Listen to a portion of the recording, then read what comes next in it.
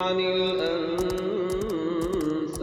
قل الأنفال لله والرسول فاتقوا الله نحمده ونصلي على رسوله الكريم أما بعد فأعوذ بالله من الشيطان الرجيم بسم الله الرحمن الرحيم رب اشرح لي صدري ويسر لي أمري واحلل عقدة من لساني يفقهوا قولي یا ایہا النبی، اے نبی صلی اللہ علیہ وسلم، حسبک اللہ، کافی ہے تجھ کو اللہ،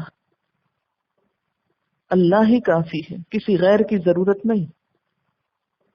وَمَنِ اتَّبَعَكَ مِنَ الْمُؤْمِنِينَ، اور جو کوئی پیروی کرے آپ کی مومنوں میں سے، یعنی جیسے اللہ نے مدد کی اور مومنوں نے ساتھ دیا آپ کا، ایسے ہی اللہ آپ کو کافی ہے، اور جو مومن آپ کی پیروی کرتے ہیں، آپ کو فالو کرتے ہیں، چاہے وہ تعداد میں 313 ہی کیوں نہیں، وہ تھوڑے ہی کیوں نہیں، وہ آپ کے لیے کافی ہے۔ یعنی اس سے پتہ یہ چلتا ہے کہ وہ مومن جو خالص نیت رکھتے ہوں، جن کا مقصود اللہ کی رضا ہو، وہ خواہ عدد میں کم ہی کیوں نہ ہو، ان کا نمبر تھوڑا ہی کیوں نہ ہو، وہ کہیں زیادہ فائدہ مند ہے ایک بیکار کی بھیڑ سے، جس میں نہ آپس میں کوئی اتفاق ہو، نہ محبت ہو، اور نہ ہی کوئی جذبہ، کیونکہ اسلام کو تو کوالٹی چاہیے، کوانٹٹی نہیں، کیونکہ جنگ بدر کا سبق یہی ہے، تھوڑے بھی کافی ہو جائیں گے اگر ایمان ہے۔ اسی طرح اس کا ایک معنی اور بھی کیا گیا، اللہ آپ کو بھی کافی ہے اور ان مومنوں کو بھی کافی ہے جو آپ کی پیروی کر رہے ہیں۔ لیکن جو پہلا معنی ہے وہ پچھلی آیت سے زیادہ قریب تر ہے، آیت 62 سے۔ یا ایہا النبی، اے نبی صلی اللہ علیہ وسلم، حرد المؤمنین علی القتال، ابھاریے مومنوں کو جنگ پر۔ حرد یحرد، تحرید کا مطلب ہوتا ہے ترغیب دینا، اور ترغیب دینے میں بھی مبالغہ کرنا۔ ترغیب کا کیا مطلب ہوتا ہے؟ کسی کو رغبت دلانا۔ اور یہاں کیا معنی ہے حرز کا؟ یعنی رغبت بھی خوب رغبت دلانا، مبالغے کی رغبت، خوب خوب شوق پیدا کرنا۔ آپ مومنوں کو جنگ کرنے پر، قتال پر خوب شوق دلائیے۔ نبی صلی اللہ علیہ وسلم اس آیت کے مطابق جنگ سے پہلے صحابہ کرام کو جہاد کی ترغیب دیا کرتے تھے، ان کے اندر جذبہ بیدار کرتے تھے، کیونکہ محض اسلحے سے تو نہیں لڑائی ہوتی۔ پیچھے آپ دیکھیے کہ اسلحے کی تیاری کا حکم ہے، اور یہاں کس چیز کا؟ اسلحہ چلانے والوں کی تیاری کا، کہ ان کے اندر شوق ہوگا، جذبہ ہوگا، تو وہ جانے دینے کو تیار ہوں گے۔ تو آپ صلی اللہ علیہ وسلم جنگ میں جانے سے پہلے خاص طور پر صحابہ کو ایسی باتیں بتایا کرتے تھے اور جہاد کی فضیلت بتاتے تھے۔ غزوہ بدر کے موقع پر آپ صلی اللہ علیہ وسلم نے فرمایا، ایسی جنت میں جانے کے لیے کھڑے ہو جاؤ جس کی چوڑائی آسمان و زمین کے برابر ہے۔ اب آپ الفاظ دیکھیے، میدان جنگ کی طرف جا رہے ہیں، لیکن آپ کیا فرما رہے ہیں؟ ایسی جنت میں جانے کے لیے کھڑے ہو جاؤ جس کی چوڑائی آسمان و زمین کے برابر ہے۔ ایک صحابی عمر بن حمام نے کہا، اس کی چوڑائی آسمان اور زمین کے برابر ہے؟ یعنی حیران ہو گئے سن کے۔ آپ نے فرمایا ہاں۔ اس پر اس نے بخ بخ کہا، یعنی خوشی کا ایک کلمہ بولا، اور یہ امید ظاہر کی کہ میں بھی جنت میں جانے والوں میں سے ہوں گا۔ آپ نے فرمایا ہاں۔ کھجوریں نکال کر کھانے لگے، لیکن ظاہر ہے کھانے میں بھی ٹائم لگتا ہے، تو جو بچی ان کو پھینک دیا اور کہا ان کے کھانے تک میں زندہ رہا تو یہ زندگی طویل ہوگی، پھر آگے بڑھ گئے اور داد شجاعت دینے لگے اور شہادت سے ہمکنار ہوئے۔ اس سے پتہ چلتا ہے کہ صحابہ کرام کو حضور صلی اللہ علیہ وسلم کی باتوں پر کتنا یقین تھا، اور جب تک کسی کی ذات پر اعتماد نہ ہو، یقین نہ ہو، آپ آگے نہیں بڑھ سکتے، کیونکہ شک جو ہے وہ انسان کو کمزور کر دیتا ہے۔ پھر ایک اور حدیث ہے جو اسی تحریض میں سے ہے۔ حضرت انس رضی اللہ تعالیٰ عنہ کہتے ہیں کہ آپ صلی اللہ علیہ وسلم نے فرمایا، ایک صبح یا شام اللہ کے راستے میں نکلنا دنیا و ما فیہا سے افضل ہے۔ حضرت ابو ہریرہ کہتے ہیں کہ آپ صلی اللہ علیہ وسلم نے فرمایا، اللہ کی راہ میں جہاد کرنے والے کی مثال، اور اللہ خوب جانتا ہے کہ اس کی راہ میں جہاد کرنے والا کون ہے، یعنی کون کس غرض سے نکلا ہے گھر سے، ایسے ہے جیسے ہمیشہ کا روزہ دار۔ کتنا ثواب ہے؟ جیسے ہمیشہ کا روزہ دار، اور کتنا مشکل ہوتا ہے ایک روزہ رکھنا، اور شب زندہ دار یعنی ہر روز پوری رات جاگنے والا۔ اللہ نے اپنی راہ میں جہاد کرنے والے کے لیے اس بات کی ضمانت دی ہے کہ اگر اسے موت آ گئی تو جنت میں داخل کرے گا، یا پھر اسے اجر اور غنیمت کے ساتھ صحیح سالم واپس لوٹائے گا، یعنی دو میں سے ایک تو ضرور ملے گا۔ حضرت ابو ہریرہ کہتے ہیں کہ آپ صلی اللہ علیہ وسلم نے فرمایا، جو شخص اللہ کی راہ میں جہاد کے لیے گھوڑا پالے اور اس کی وجہ اللہ پر ایمان اور اس کے وعدوں کی تصدیق ہو، یعنی گھوڑا اس لیے پال رہا ہے کہ اللہ کی بات پہ یقین ہے، تو بلا شبہ اس گھوڑے کا کھانا پینا، اس کی لیڈ، اس کا پیشاب، یعنی جو بھی اس گھوڑے سے متعلق چیزیں ہیں، قیامت کے دن اس مجاہد کے ترازو میں بطور نیکی کے رکھے جائیں گے۔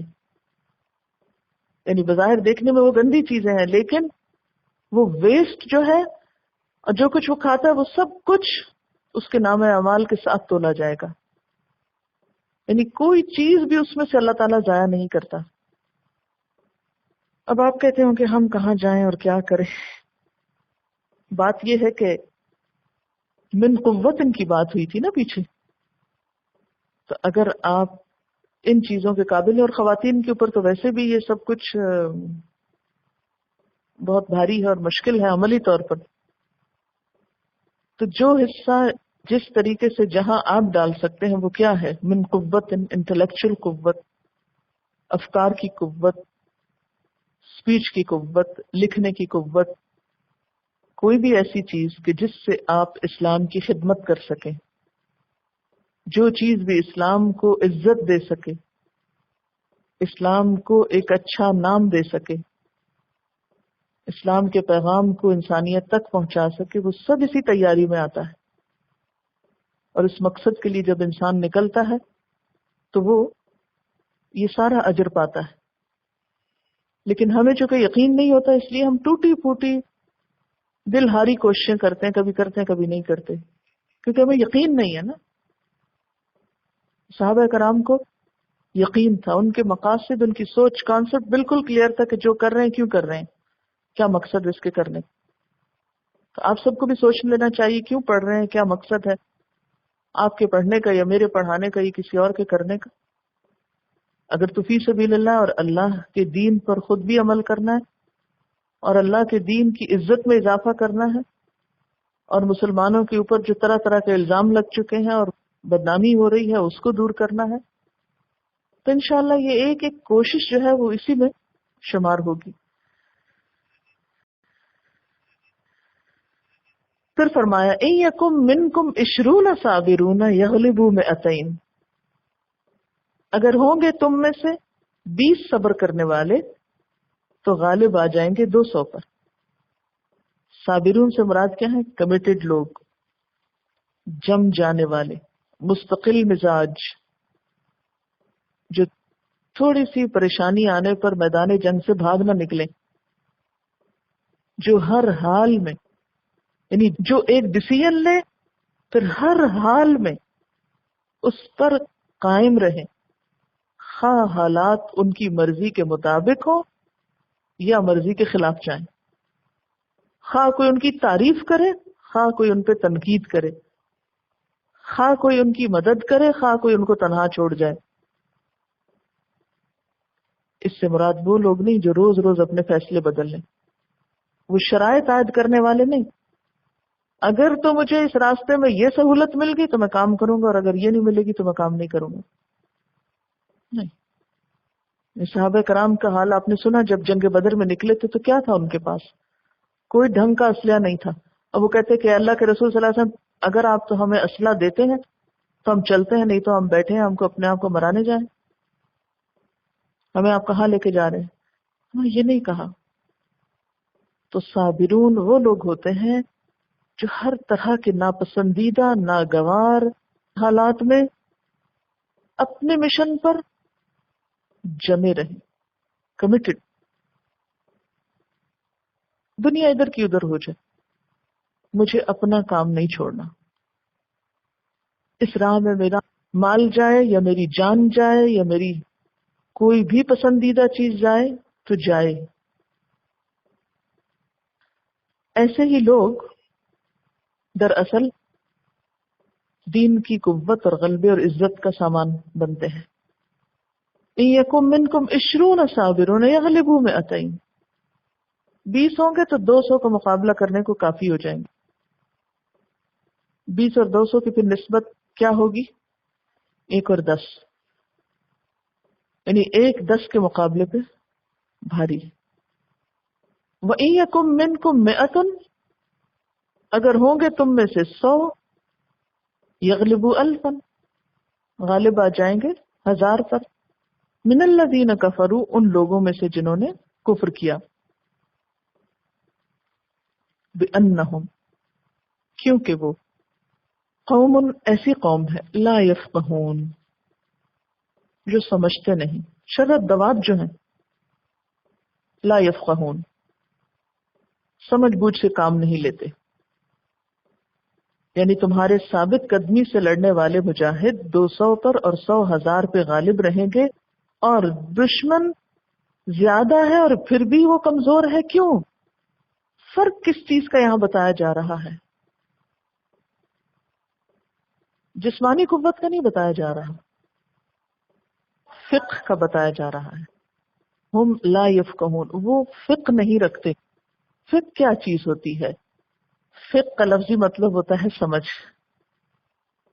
اس سے مراد وہ بصیرت اور شعور ہے جو ایمان کے نتیجے میں حاصل ہوتا ہے.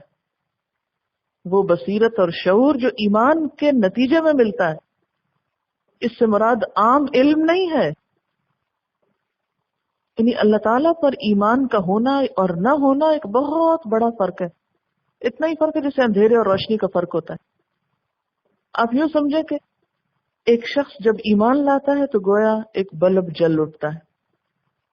اب اندھیرے کمرے میں جب ایک بلب جلتا ہے تو کیا ہوتا ہے؟ ایمان کی مثال ایسے ہی ہے جیسے ایک اندھیرے کمرے میں ایک بلب کا جل اٹھنا. جب وہ جلتا ہے تو پورے کمرے میں روشنی ہو جاتی ہے اور ہر چیز صاف نظر آنے لگتی. جیسے لائٹ کا آنا اور جانا دو بڑی مختلف چیزیں. اچھے برے کا فرق پہچانا جانے لگتا ہے، ہر چیز واضح طور پر نظر آنے لگتی. ایمان والوں کو زندگی کی حقیقت اور آخرت کی زندگی اور زندگی کا جو اصل مفہوم ہے وہ سمجھ میں آنے لگتا ہے. پھر ان کی پرائرٹیز اس کے مطابق طے ہوتی ہیں. اس لیے ان کے اندر عددی قوت یا جسمانی قوت یا اسلحے کی قوت کی کمی ایمانی قوت پوری کیا کرتی. اس لیے وہ تعداد یا عدد میں کم بھی ہو تو پھر بھی وہ برتر رہتے ہیں. اور یہ چیز تجربہ ثابت کرتا ہے، ہمیشہ سے تاریخ اس پر گواہ ہے. اور عام زندگی میں بھی آپ دیکھیں کہ اگر کسی بھی ادارے کے اندر کسی بھی جگہ پر چند ایک کمیٹڈ لوگ بھی ہوں تو پورے کی پوری تاریخ بدل جاتی ہے. اب قائد اعظم کے بارے میں آپ سب نے پڑھا ہے، کس قدر ان کے اندر کمٹمنٹ تھی، کس قدر ان کے اندر عزم تھا، استقلال تھا. ان کی جسمانی حالت کیا تھی معلوم ہے آپ کو؟ ڈاکٹرز کو پتا چل چکا تھا کہ اب یہ تھوڑے ہی عرصے کے مہمان ہیں، لیکن اس کے باوجود وہ عزم کا پہاڑ تھے. اگر لوگوں کو پتہ چل جاتا کہ وہ اندر سے کتنے کمزور ہو چکے ہیں تو شاید فیصلے میں تبدیلی ہو جاتی یا پوسٹ پون کر دیا جاتا اور تاریخ کا رخ شاید کچھ اور ہوتا.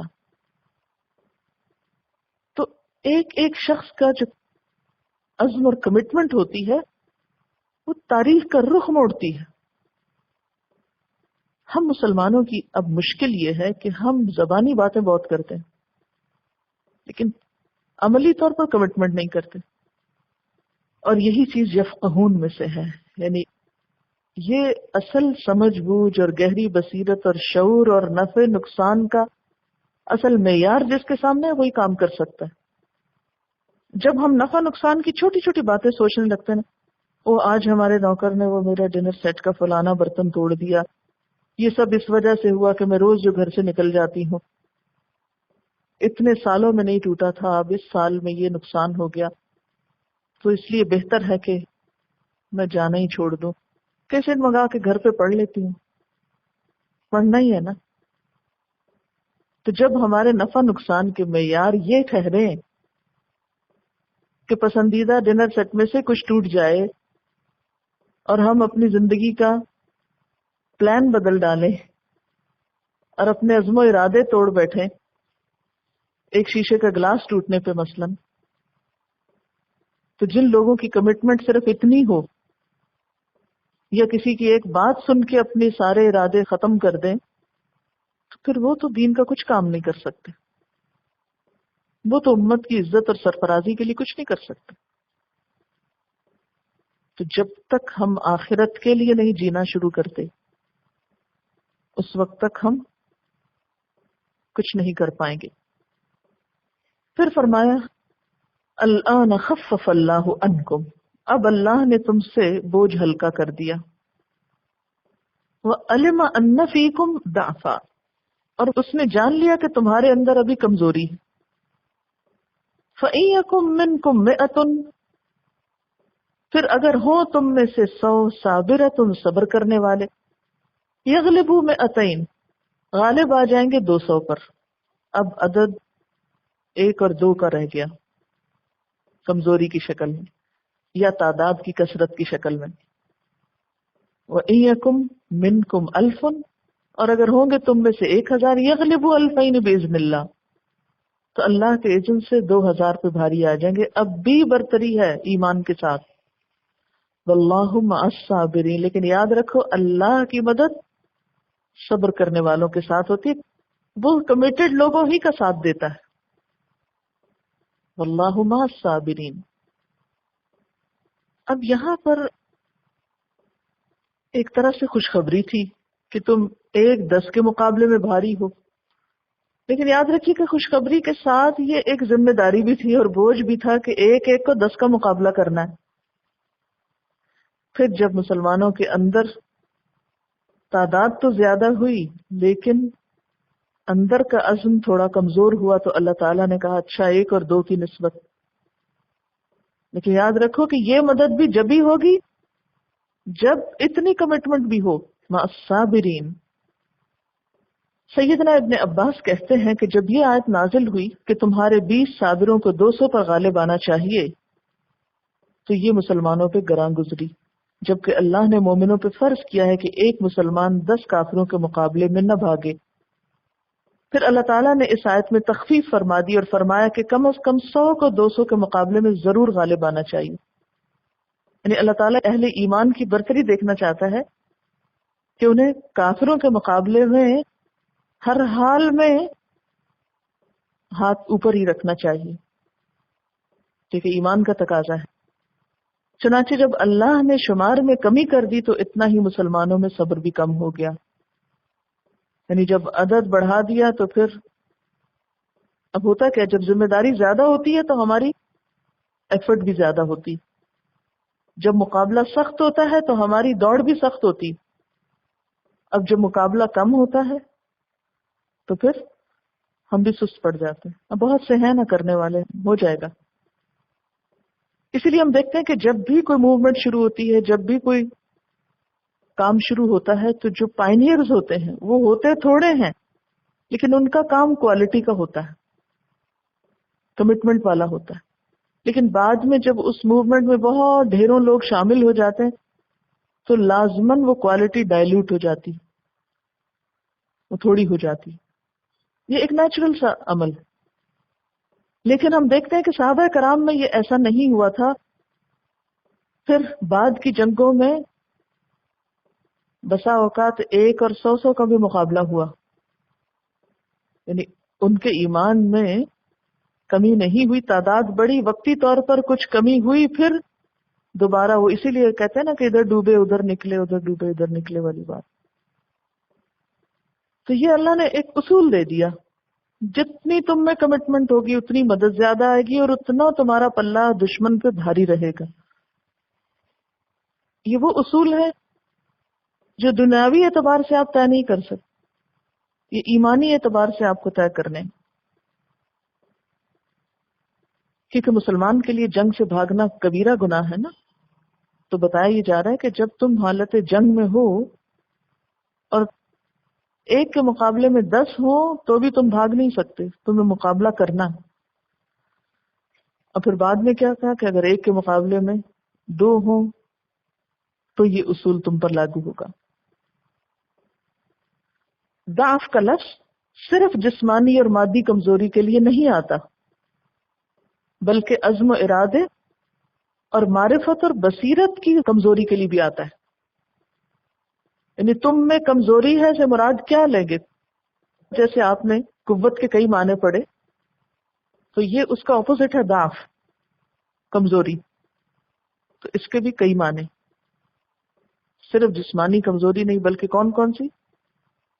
ارادے کی کمزوری، معرفت اور بصیرت کی کمزوری. ڈاؤن فال جو ہے وہ صرف تعداد کی کمی سے نہیں ہوتا. کیا اس وقت دنیا میں تعداد کم ہے مسلمانوں کی؟ مال کم ہے ان کے پاس؟ نفری بھی ہے، مال بھی ہے، عقل و ذہانت بھی ہے. کس چیز کی کمی؟ کمٹمنٹ کی کمی ہے. ہم اپنے دین کے ساتھ کمیٹڈ نہیں ہیں. ہماری کمٹمنٹ دنیا سے زیادہ ہے دین کی نسبت. ہم میں سے ہر شخص کس لیے جی رہا ہے؟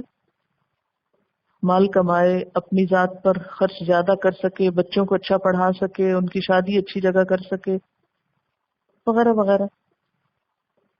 ہم سب نے جینے کا مقصد کیا بنا رکھا ہے؟ اپنی ذات کے سوا کچھ نظر آتا ہے؟ کچھ بھی تو نہیں. اور پھر جب مصیبت آتی ہم کہتے ہیں اللہ کیوں نہیں مدد کرتا ہماری؟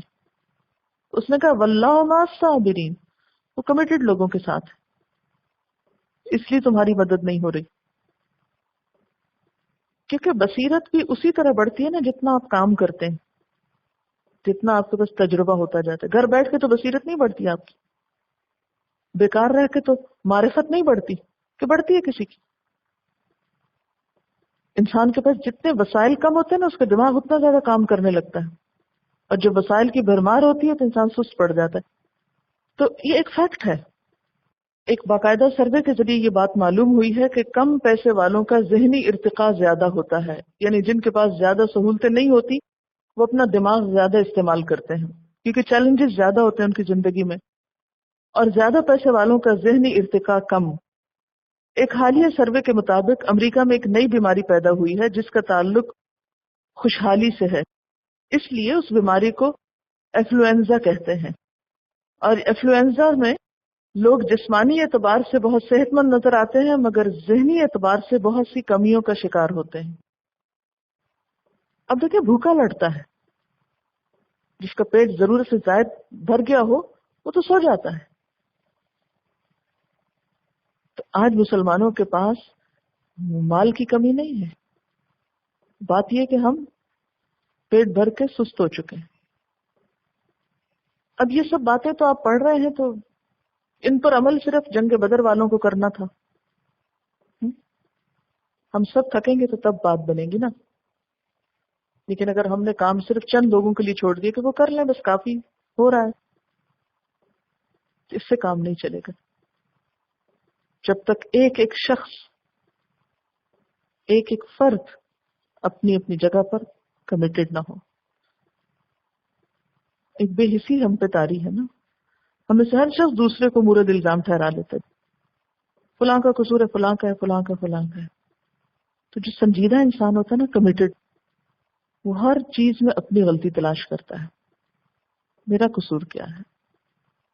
خود کو مورد الزام ٹھہراتا ہے، میں کہاں غلط ہوں. اور ایک نان سیریس انسان ہر وقت دوسروں میں عیب تلاش کرتا رہتا ہے. اور کامیاب وہ ہوتا ہے جو اپنی غلطی پہچان کے اپنے رستے کو درست کرے، اپنے آپ کی اصلاح سے کام شروع کرے. آپ دیکھیں کہ بایولوجیکلی بھی آپ کے جسم کا مدافعاتی نظام تیز تر کب کام کرتا ہے؟ جب کوئی وائرس آتا ہے نا، تو وہ سارے ایکٹیو ہو جاتے ہیں نا، جسم کے مدافعاتی نظام جو ہوتا ہے، امیون سسٹم جو ہوتا ہے آپ کا. اسی طرح جب لائف میں چیلنجز آتے ہیں تو ہمارا جو برین ہوتا ہے وہ عام حالات کی نسبت زیادہ کام کر رہا ہوتا ہے، ہم زیادہ الرٹ ہو جاتے ہیں. تو بصیرت بھی اسی طرح زیادہ پیدا ہوتی ہے کہ انسان جب، اسی لیے علامہ اقبال نے کہا تھا نا، خدا تجھے کسی طوفان سے آشنا کر دے کہ تیرے بحر کی موجوں میں اضطراب نہیں. کہ جو امن امان کی زندگی گزار رہے ہو، اس میں کوئی مشکل آ جائے کہ تم کچھ اور سوچ سکو. وآخر دعوانا ان الحمد للہ رب العالمین. سبحانک اللہم وبحمدک نشہد ان لا الہ الا انت نستغفرک ونتوب الیک. السلام علیکم ورحمۃ اللہ وبرکاتہ.